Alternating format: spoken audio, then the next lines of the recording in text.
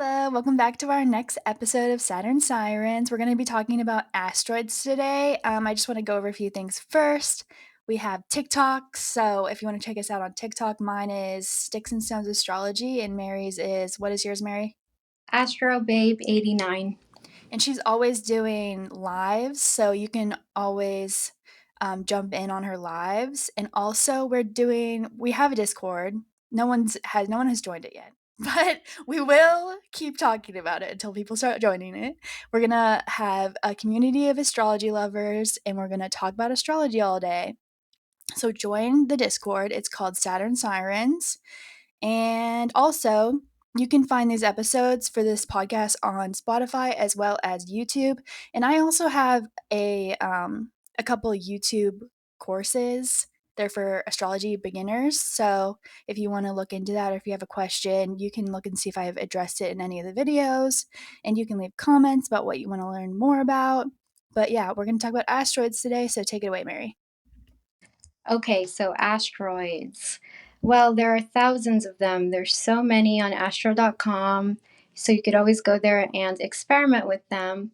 But I love asteroids because they're very specific.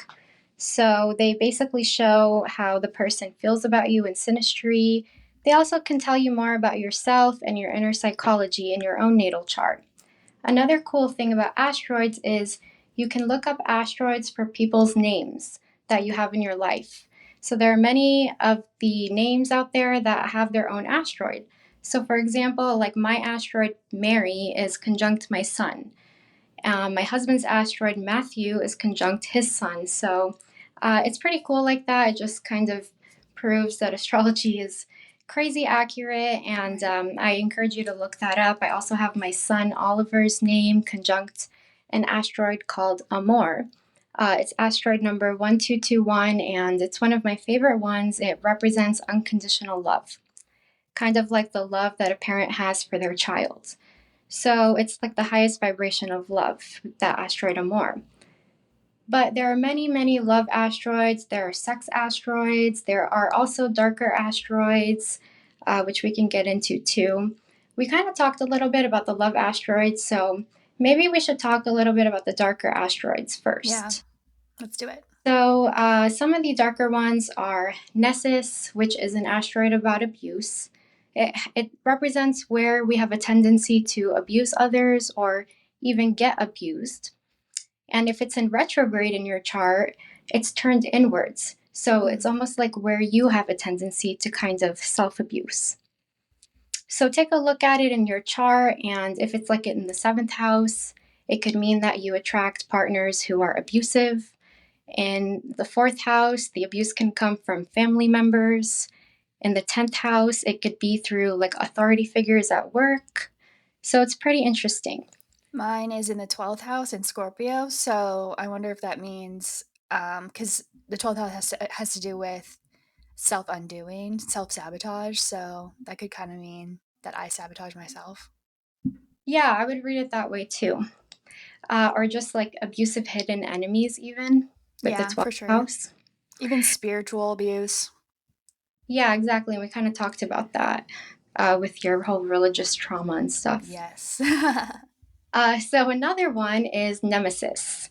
Hmm. Nemesis is kind of self explanatory. It represents who our enemies are.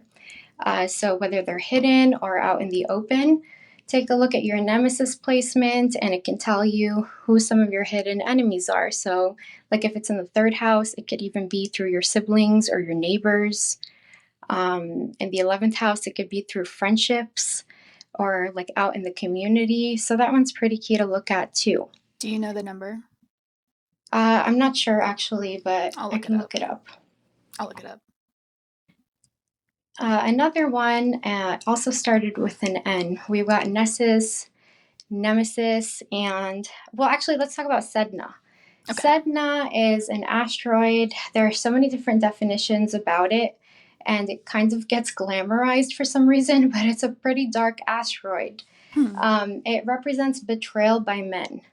So there's like this whole myth behind it, which is very common with astrological planets and asteroids, where Sedna was betrayed by her father, and he like threw her off of a boat, and she like hung on to the rails of the boat, and he cut her hands off. Oh my He cut god. her hands off. It's so dark, like these tales always are. They're from Greek and Roman mythology. So What is um, it what is it glamorized to mean? it's I've even read that it's like kind of like psyche, like how we Mm. transform on a deep psychological level.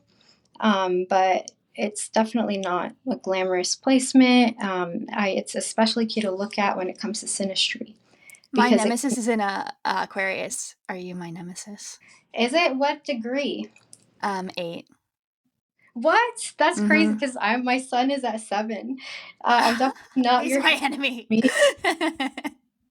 I'm definitely not your hidden enemy. So, No. obviously it's not going to be accurate all the time. Plus, the sun in the natal chart mostly, represents your father.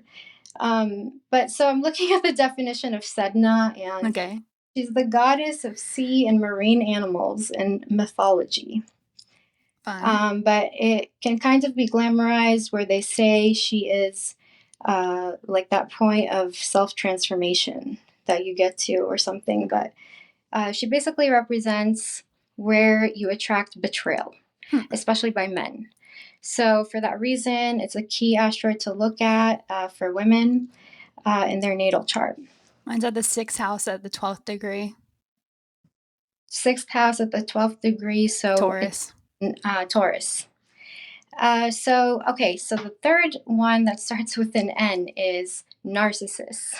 So narcissist, I know, so if it's in your first house, that does not mean you're a narcissist all the Right, time, right. obviously. But wherever it is in the chart, it could represent where you attract narcissists into your life. So whether it's in your third house, like your neighbors, your community, all of that. So So what would that's second another house key mean? to look at. What was that? What would second house mean? Second house, probably like even it could be extended family members. Even though that's more third house, I Mhm, feel like it can also show that in the second house or just people that are really close to you. Because the second house is like right after the first house, which is you. So mhm. it's kind of like everything that's very close to you, like That makes even your sense. clothes and your personal belongings. And actually, the second house also rules over your senses, which I recently discovered, but that makes sense given the nature of Taurus, the ruler of that house. Right. My nemesis is in the 2nd house conjunct my sun and ascendant. That's so funny. I Well, know. like I said, it's not always accurate. It's for everyone, I don't obviously. know. I feel like I have a lot of confidence in my, um I have a lot of confidence. We'll just go with that. Yeah, and your nemesis conjunct my sun. That's like definitely not accurate. So, but Oh, is it conjunct? Like, oh, is yours at the 8th degree? no, mine is in the 7th degree. Oh, I think it meant your son as in your child. No, I meant my sun, like the luminary. The luminary. Okay, I get it. Okay, okay. Cool. So the last kind of darker one I want to talk about before we go to the positive ones is not really that dark, but it's called lie. And we kind of touched on it a few podcasts ago, but it represents where you're being lied to. So I've actually experienced this firsthand where I dated somebody whose sun was conjunct my lie exact in Gemini. Mhm. And he lied about everything, like he was a pathological liar. So I find that one to be pretty accurate. And obviously, when these asteroids are in retrograde, the energy is turned inwards. So it can Mm, represent somebody who lies to themselves because right. they don't want to face the truth because it's painful. Interesting. So let's go to the more positive asteroids. So actually, Chase, I recently discovered one that Let's I hear it. think you like. Okay. It's called Divine. It's spelled Devine, and it represents this very magical, like soul merging union with a person that feels otherworldly and feels like it serves a higher purpose. So, like that whole twin flame myth stuff, Yes. that it kind of reminded me of that. So, I wouldn't be surprised if, you feel like somebody's your twin flame or whatever, and you have some contact to that asteroid. Yeah. So that one's Um, pretty cool. cool. Let me look it Also, up. another one is called Venusia, and it represents a man's ideal woman. And whereas Interesting. Knight, like Knight, so like knight in shining armor, Right. represents a woman's ideal man. Okay. So those are the few of the less common ones.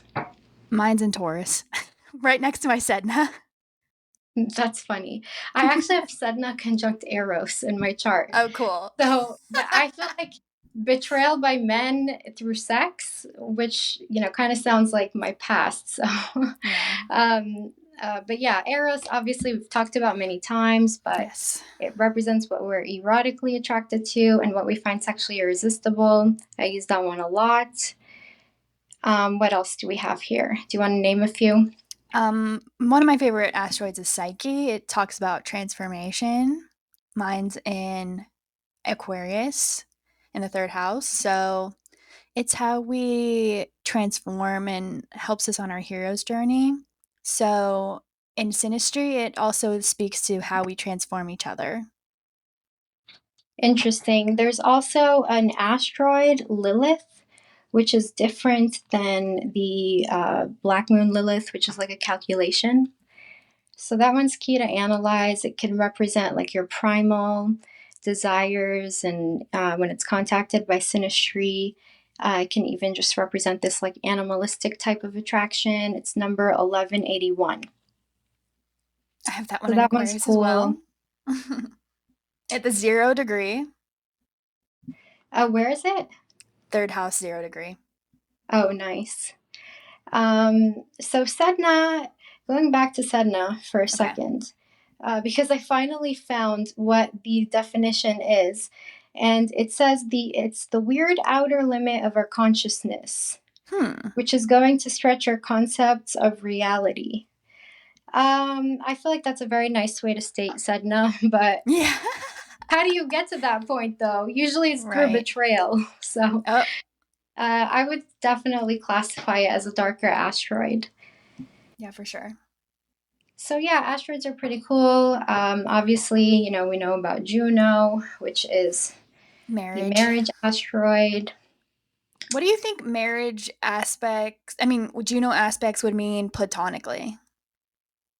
Um, I almost feel like people who contact your Juno, especially if it's like conjunct their ascendant or their sun or moon, make you want to commit to the relationship. So even Right. platonically, you could just be more committed.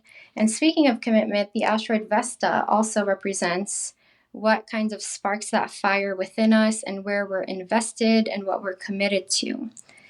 So that one's a pretty interesting one as well. I see it a lot in synastry, where one person has their Venus on the other person's Vesta.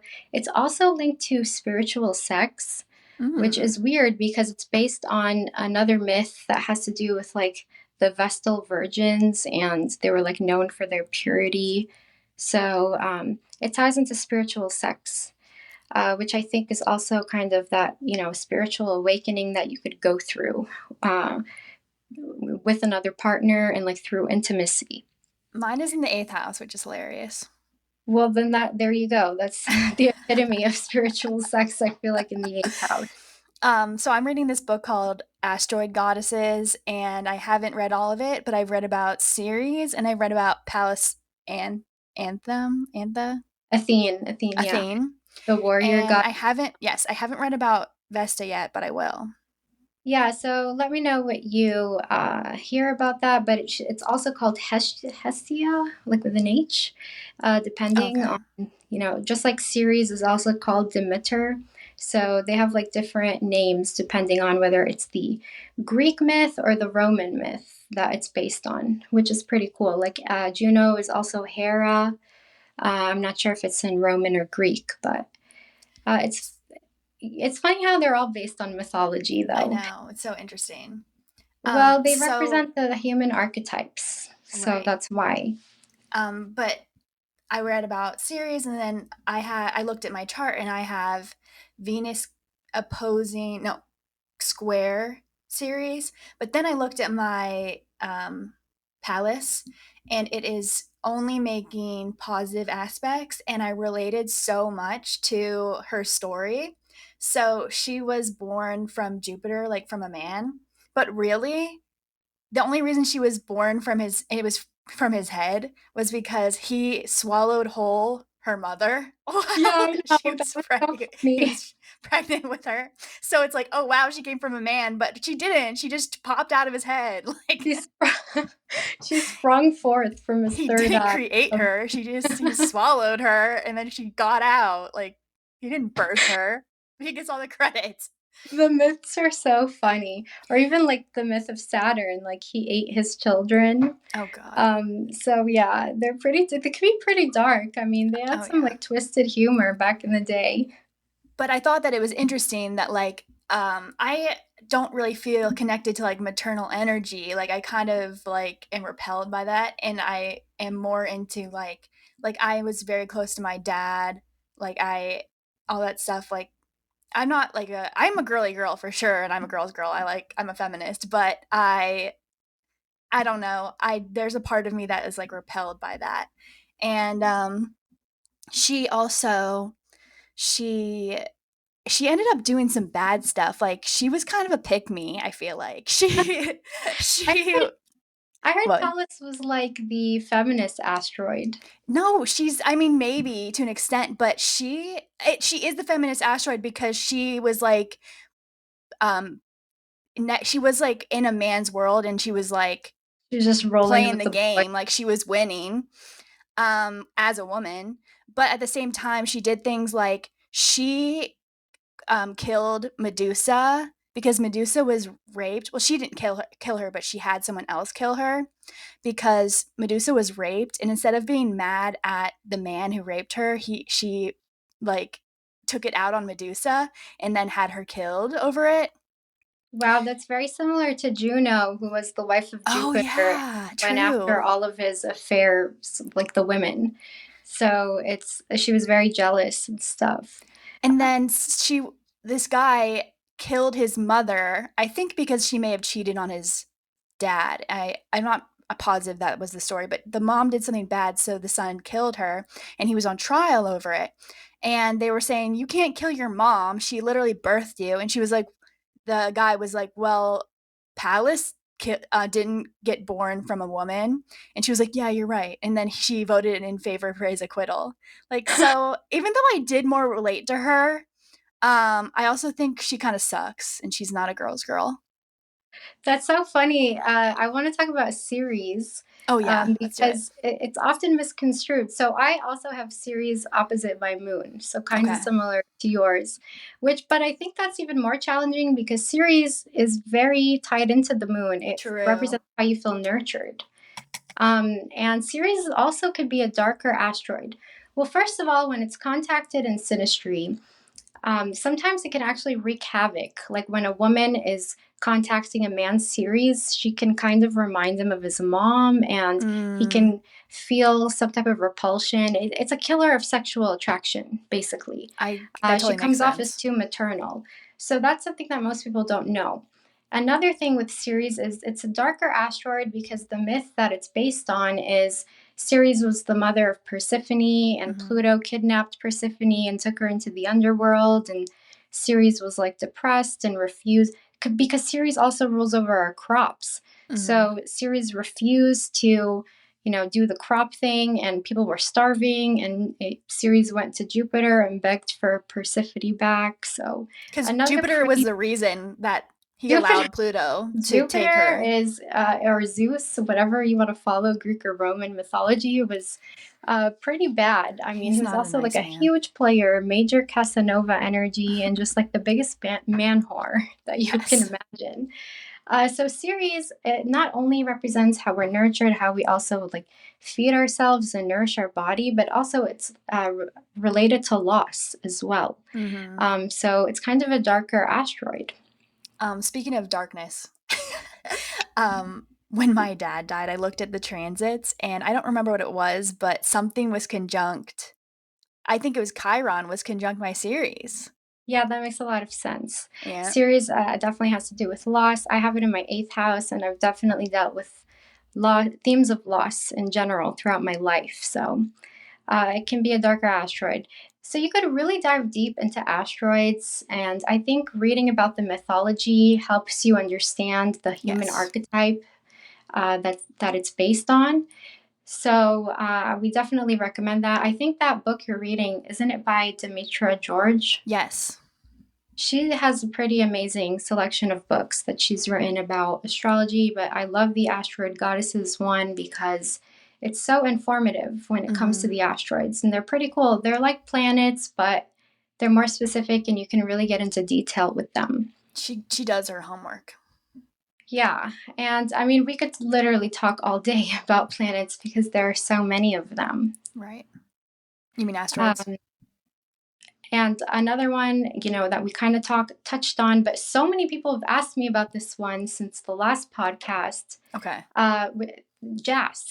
Yes. Oh my gosh, that's People are I'm obsessed becoming one of my with jazz. favorites.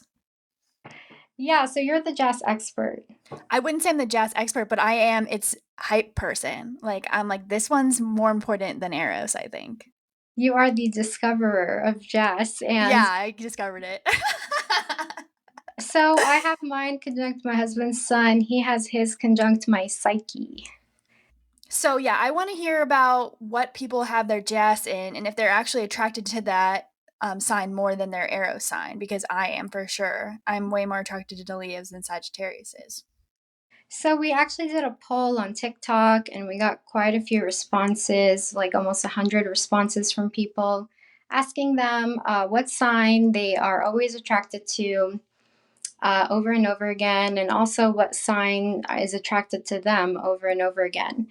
So we were going to kind of make that today's topic, but the responses were so all over the place. Right. And for the most part, there wasn't really a general consensus. So people are attracted to different things in their chart, and it varies so much based on whatever you have going on. So there isn't really one thing you can look at, like one asteroid or just one house or planet or anything like that you can look at that and say, oh, well, that's my soulmate.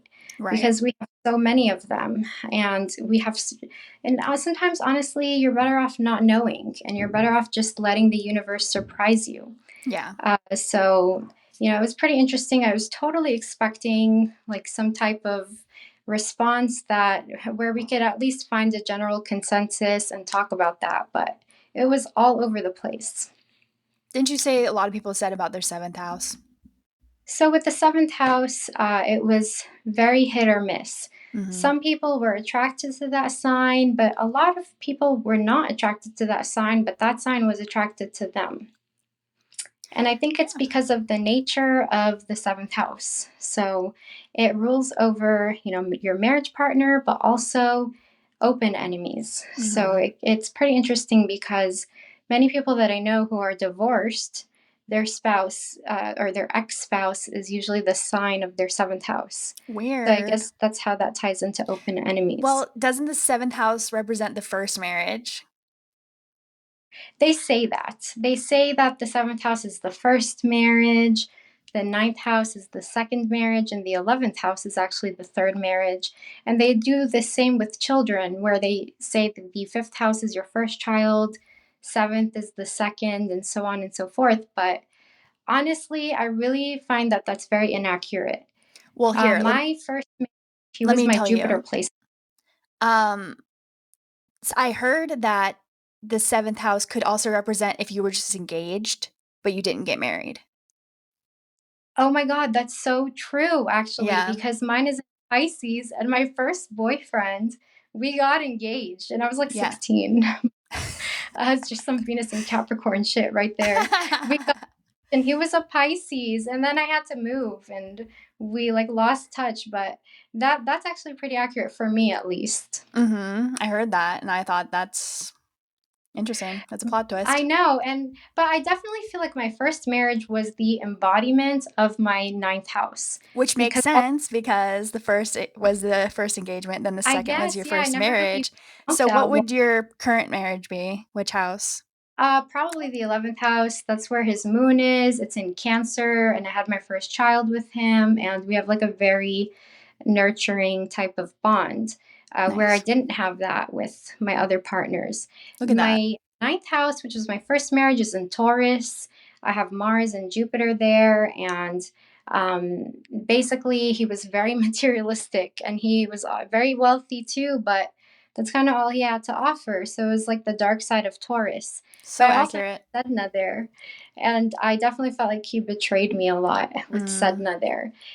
So his most of his planets fell into my ninth, my 11th. I feel like definitely represents, although it's supposed to represent your third marriage, it kind of is, but that's I so never even funny. thought of that. that's Mm-hmm. that's pretty cool with the Shout seventh out to house. Mystic Rebels. He taught me that. He's pretty good, actually. I mean, he gets super angry when he communicates, but Mm-hmm. he also, has Mars and Libra, so he's like, I don't even think he knows he's doing it, but Mm, he's definitely pretty informative. I agree with a lot of things that he yes. said. His wife is really sweet too. Yeah. So yeah, there are many astrologers on TikTok that I like, and I try to always give them shout outs, because I feel like we need more support in the astrology community instead of like rivalry. Yes. Because we can all learn from each other, and you're always continuing to learn when it comes to astrology. You can never really know everything. The cosmos are infinite. So yeah, We but got to learn from each other. honestly, when it comes to asteroids, some astrologers don't even use them, which I think No. is crazy. Boring. Yeah, that's so boring. And I include them in all of my readings because they're so informative, and especially in synastry. I use them even more. Mm-hmm. So I have like about 10 asteroids that I'm constantly using, but I wish I could use more. I know. I just don't want to Astro, get. get on it. Get on Yeah, but expanding sometimes that. if I'm looking for something in specific, like I'll add that asteroid, and Yeah. I'll look it up. But for the most part, I use, Eros, Psyche, Juno, Ceres, um, Amor. Those are probably just some of them that I always use.